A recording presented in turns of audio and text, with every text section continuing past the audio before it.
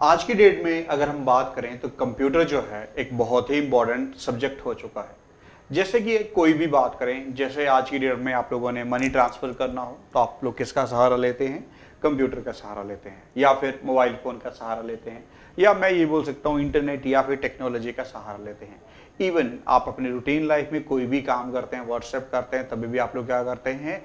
Internet का use करते हैं, मोबाइल फ़ोन का यूज़ करते हैं। दैट मीन्स कहीं ना कहीं कंप्यूटर का यूज़ करते हैं।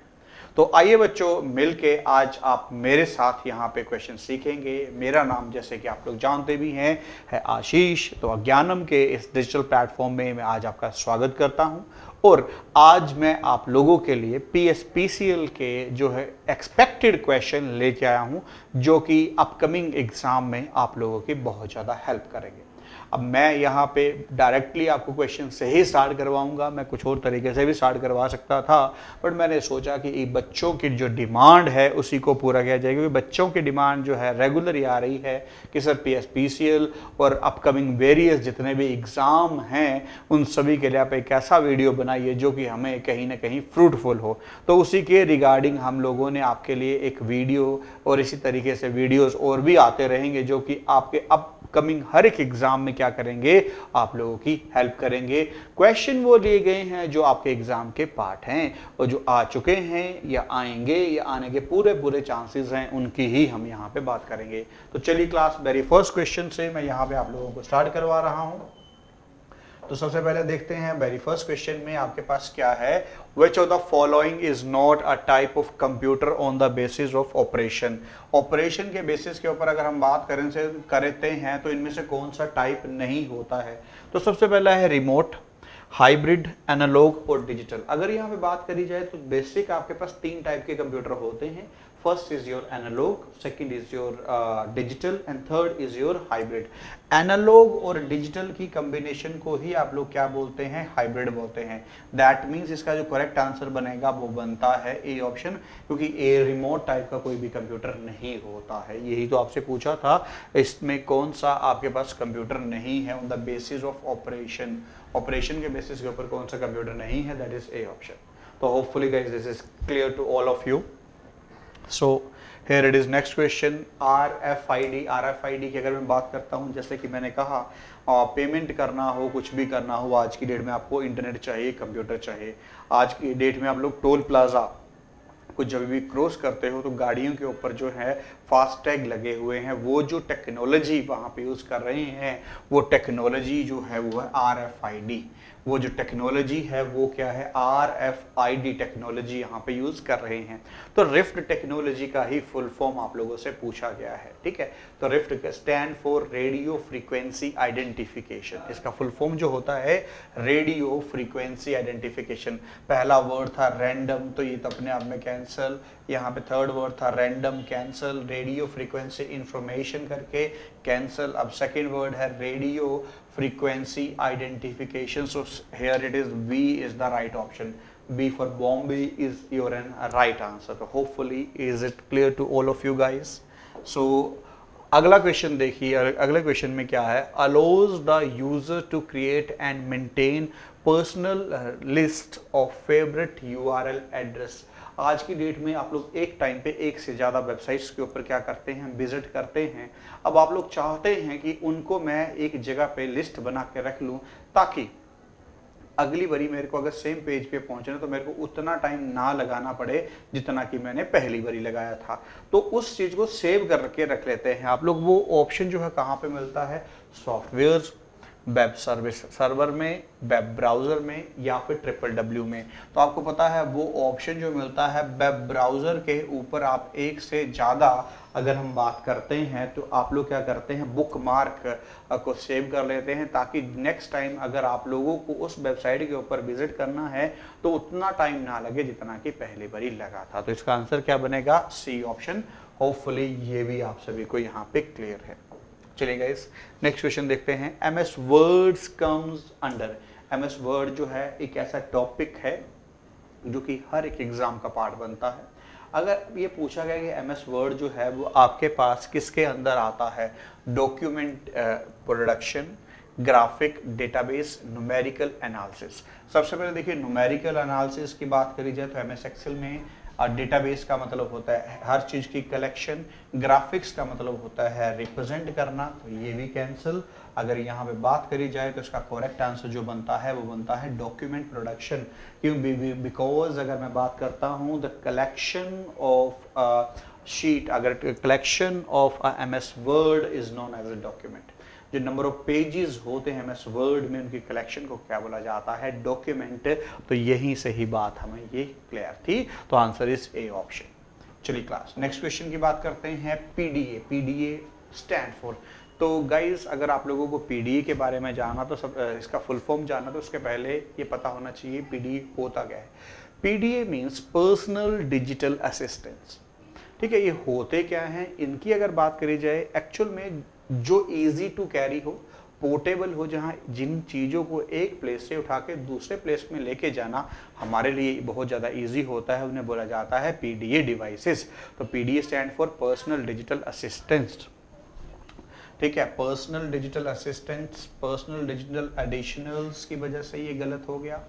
ठीक है, पर्सनल डिजिटल एडवांटेज ये इस वजह से गलत हो गया, पब्लिक की वजह से यहाँ पे ये गलत हो गया। तो answer is personal digital assistance जो है इसका आंसर। और इसका एग्जाम्पल की बात करता हूँ, लैपटॉप है, आपके mobile phone are the example of PDA। तो होपफुली गाइज ये भी आप लोगों को क्लियर है।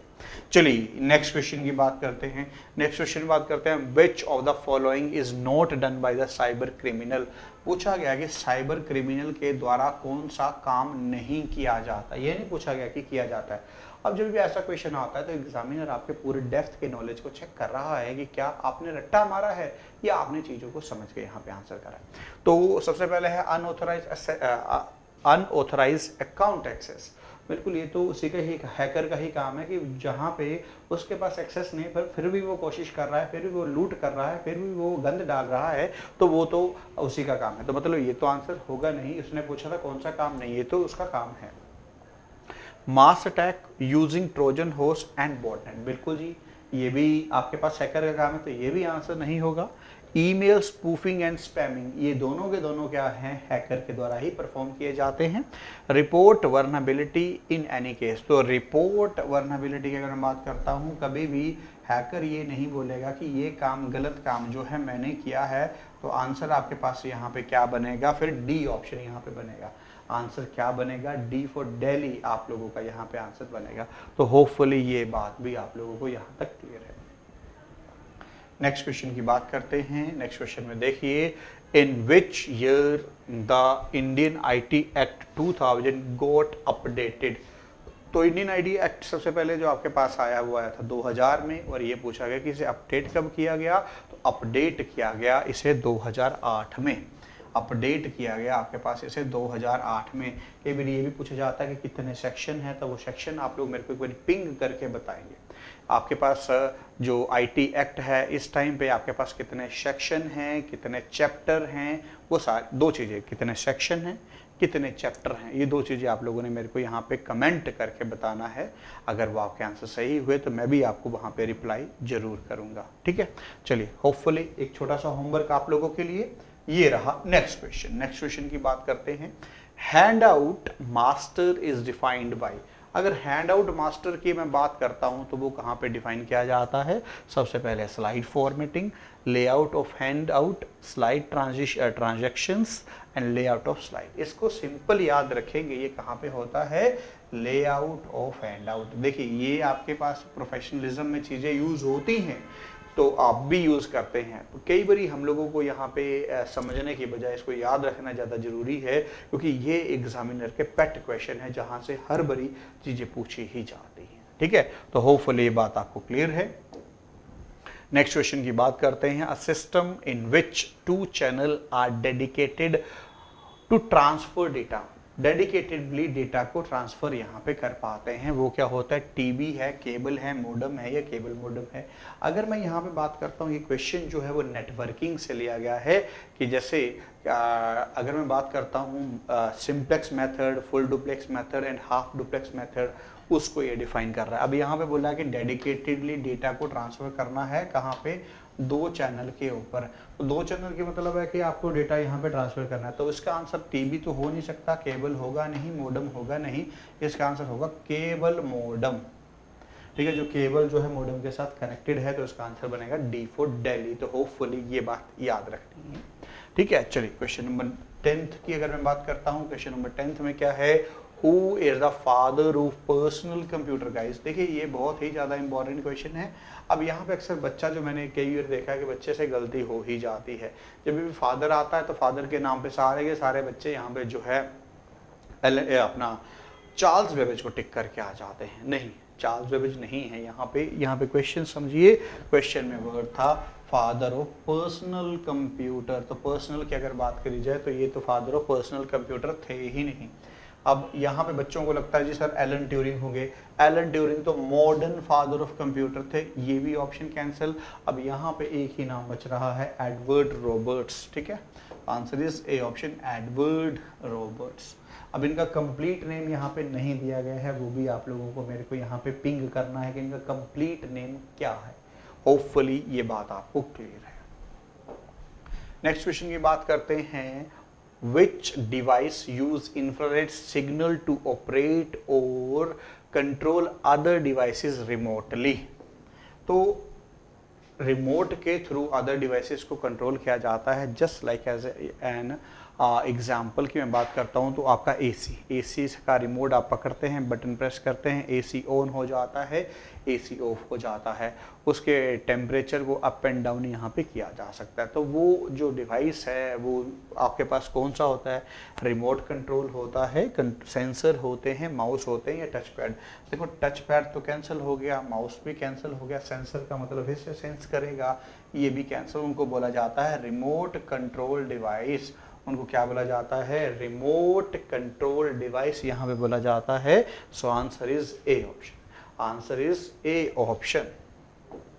चलिए नेक्स्ट क्वेश्चन की बात करते हैं, in computer networking HTTP is refer to as a stateless protocol. ये बात याद रखनी है कि HTTP को एक और नाम से भी जाना जाता है, वो कौन सा है, स्टेटलेस प्रोटोकॉल।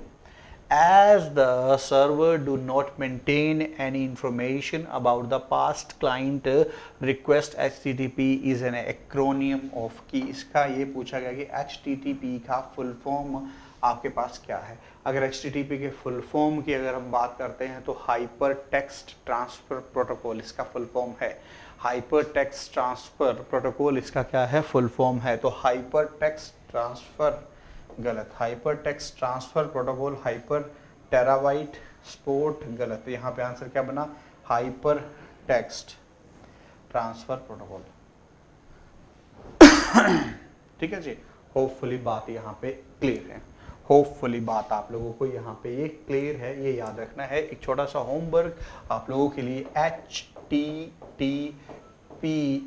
का फुल फॉर्म आप लोगों को यहाँ पे मेरे को पिंग करना है कि HTTPS स्टैंड फॉर क्या होता है। चलिए नेक्स्ट क्वेश्चन की बात करते हैं, which of the following is not a valid zoom percentage in Excel.